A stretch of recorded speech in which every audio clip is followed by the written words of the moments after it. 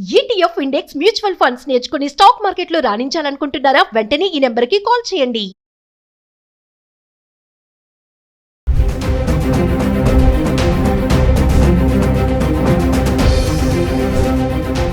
నమస్తే, welcome back to Suman TV. ప్రస్తుతం మనతో పాటున్నారు consumers affairs committee chairman Mandari Krishna Reddy గారు.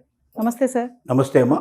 సార్, బంగారము వెండి చూసుకుంటే ఇప్పుడు బంగారం కంటే వెండి దూసుకెళ్తుందని అనుకోవాలి. మనం గత వీడియోలో కూడా మాట్లాడుకున్నాం.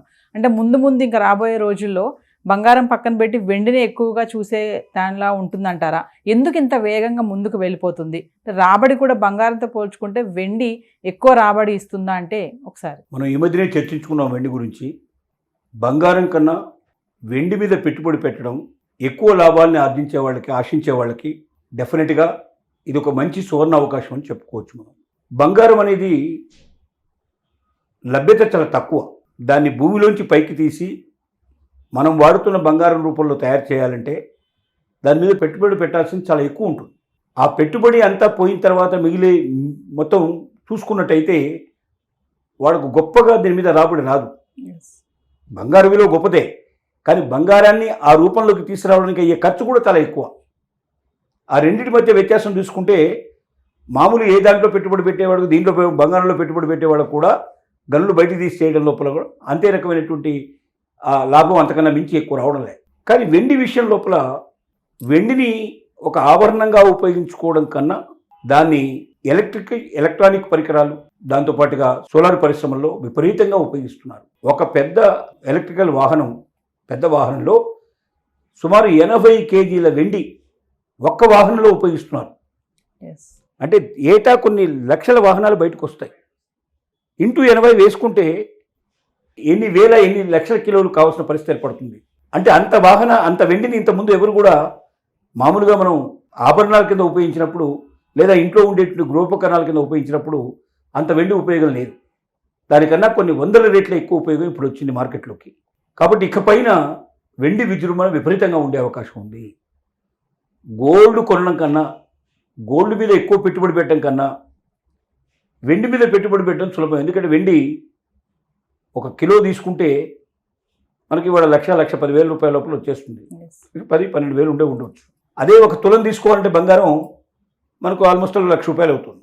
అంటే ఒక 10 గ్రాములు వచ్చే బదులుగా 1 కిలో వస్తుంది. 10 గ్రాములు ఎక్కడ, 1 కిలో ఎక్కడ. ఆ కిలో మీద ఎంత పెరుగుదల ఉంటుంది అని అంటే డెఫినెట్గా ఒకవేళ నెక్స్ట్ ఇయర్ పరిస్థితులు ఆశించిన దానిలాగా ఉంటే మాత్రం 2-3 పెరిగే అవకాశం ఉన్నా ఆశ్చర్యపడాల్సిన అవసరం లేదు. అంటే పెట్టుబడి చాలా వేగంగా పెరగాలన్నా, తక్కువ మొత్తంలో ఎక్కువ లాభం మనం రావాలన్నా, తక్కువ పెట్టుబడితో ఎక్కువ లాభం వచ్చే అవకాశం ఉంది ఇక్కడ. అక్కడ ఎక్కువ మొత్తంతో తక్కువ పెట్టుబడి వచ్చే లాభం వచ్చే అవకాశం అక్కడ ఉంది.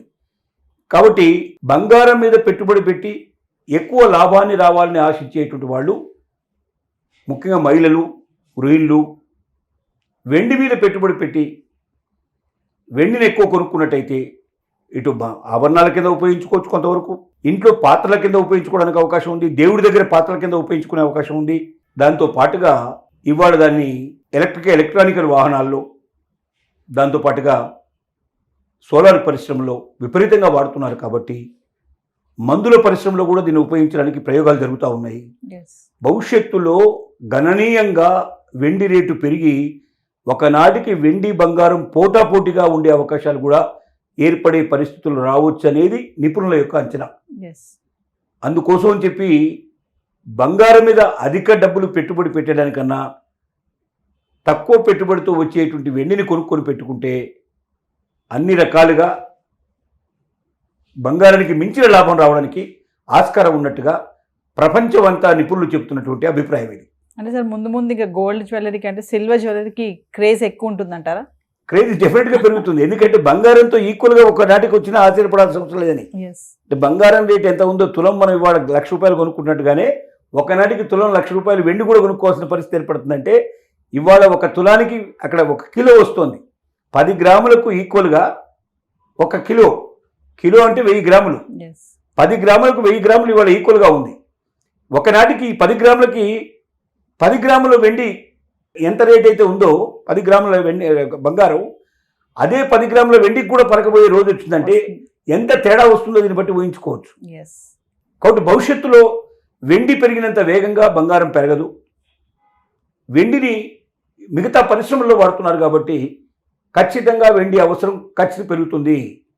వెండి అవసరం పెరిగినా కొద్దీ వెండి యొక్క రేటు పెరుగుతుంది. ఆ రేటుని దృష్టిలో పెట్టుకొని ఎక్కువగా బంగారం కన్నా వెండి మీద ఇన్వెస్ట్ చేసిన వాళ్ళు లాభపడే అవకాశాలు చాలా ఎక్కువగా ఉన్నాయనేది నిపుణులు చెప్తున్నటువంటి అభిప్రాయం. అంటే సార్ ముందు ముందు గోల్డ్ రేట్ తగ్గే ఛాన్సెస్ ఉంటాయి కానీ వెండి తగ్గే ఛాన్స్ అయితే లేదంటారు.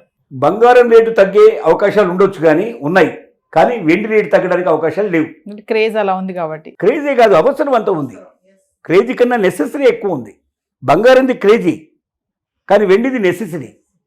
అంటే బంగారాన్ని నిపుణులు ఎక్కువ భాగం వాడేది ఆభరణాల కింద వాడుకోవడం, లేకపోతే దాన్ని పెట్టుబడి కింద పెట్టుకోవడం తప్ప పరిశ్రమల్లో వాడేటువంటి బంగారం చాలా తక్కువ. కానీ వెండి విపరీతంగా వాడతాం. ఒక వాహనంలో 80 కిలోలు వాడతారంటే అలాంటి వాహనాలు లక్షలు తయారవుతాయంటే 1,00,000 × 80 వేసుకుని 80 లక్షల కిలోలు కావాలి. మరి ఎంత విపరీతంగా కావాల్సిన అవసరం దాన్ని బట్టి దృష్టిలో పెట్టుకోవచ్చు. Thank you sir.